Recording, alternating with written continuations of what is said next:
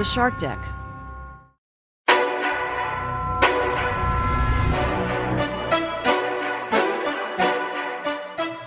Hello and welcome to Palace Intrigue. I am your host, Mark Francis.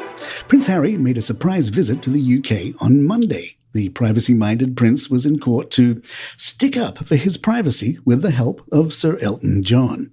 ITV reports Harry is part of a group of people including Sir Elton John, actress Elizabeth Hurley, and Baroness Doreen Lawrence, who have brought claims for misuse of private information against Associated Newspapers Limited. In a joint statement released in October, the group said that they had become aware of compelling and highly distressing evidence that they have been the victims of abhorrent criminal activity and gross breaches of privacy. A 4-day hearing began at the Royal Courts of Justice in London on Monday, which is said to include A&L's bid for the claims to be dismissed without a trial. Monday's appearance is believed to be the first time Prince Harry has been back in the UK since the late Queen's funeral in September. It is believed Harry did not meet with his father, with several reports describing the King as too busy. Harry flew commercial from California to show his support for the lawsuit.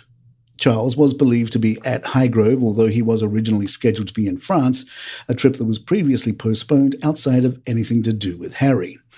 William and Kate's children were on their first day of Easter school holidays on Monday. Thus, it is believed the family was not in Windsor, where Harry is believed to be staying at his home, Frogmore Cottage. Upon arriving at court, Harry smiled at the press and bumped into a photographer.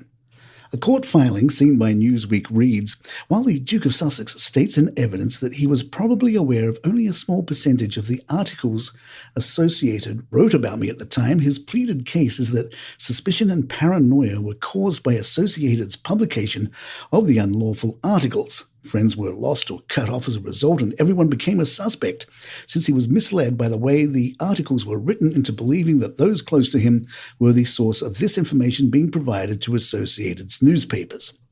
The BBC reminds us that when legal action was announced in October, law firm Hamlin's, which is representing Prince Harry and Frost, alleged that A&L's activity included the hiring of private investigators to secretly place listening devices inside people's cars and homes, the commissioning of individuals to surreptitiously listen into and record people's lives, private telephone calls whilst they were taking place, the payment of police officials with corrupt links to private investigators for inside sensitive information, the impersonation of individuals to obtain medical information from private hospitals, clinics, and treatment centers by deception, the accessing of bank accounts, credit histories, and financial transactions through illicit means, and manipulation.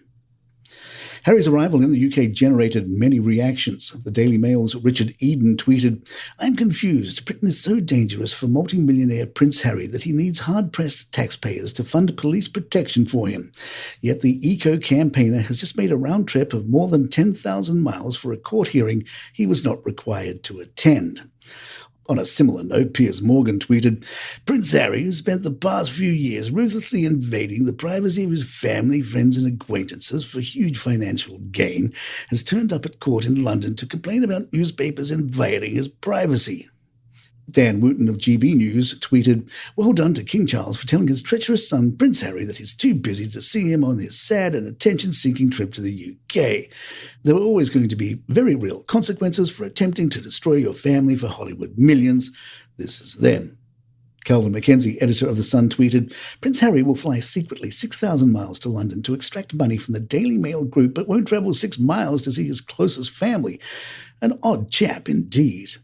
The Daily Mail's own coverage observed, Prince Harry's arrival at court was recorded by television cameras and photographers, with Sky News making the point that the Duke was not giving evidence, yet decided to arrive by the main entrance, in contrast to Miss Frost, Sir Elton and Mr. Furnish, who used a side entrance. Palace Intrigue, right back. Hey, it's Jordan Ross Myers, the man behind Twitter's notorious Lee Radswell and Don Gunvalson. I'm inviting you to join me every week for the Pretty Corrupt podcast. Along with my co-host, reality casting director Stacey Noel Connor, and disgraced entertainment TV producer Nate Safer, we deconstruct pop culture's past, present, and future and probe the dark crevices of Hollywood, taking you inside the scandals, feuds, rises, and falls of society's rich and infamous. Alongside interviews with our celebrity friends and special guest hosts, everything is fair game on the Pretty Corrupt podcast. Every Tuesday on all streaming platforms and at storicmedia.com. The Daily Beast observes the apparent lack of enthusiasm by the royals to meet with Harry will crush any last remaining hopes he may have held that his family would sit down for face-to-face talks with him before the coronation. Harry has said that he wanted such talks as condition of attending the coronation, and also said he wants an apology to my wife for the bad way they allege she was treated when they were working members of the royal family. GB News adds, a spokesperson for Prince Harry confirmed he is in email correspondence with Buckingham Palace over potential plans to attend the coronation, but it remains unclear if he has accepted an invitation for him and his family. And there you have it. If you'd like to email us, our address is thepalaceintrigue@gmail.com. Please follow us on Spotify, iTunes, Google Podcasts, even YouTube Music. I'm Mark Francis. My thanks to John McDermott. This is Palace Intrigue. Good times.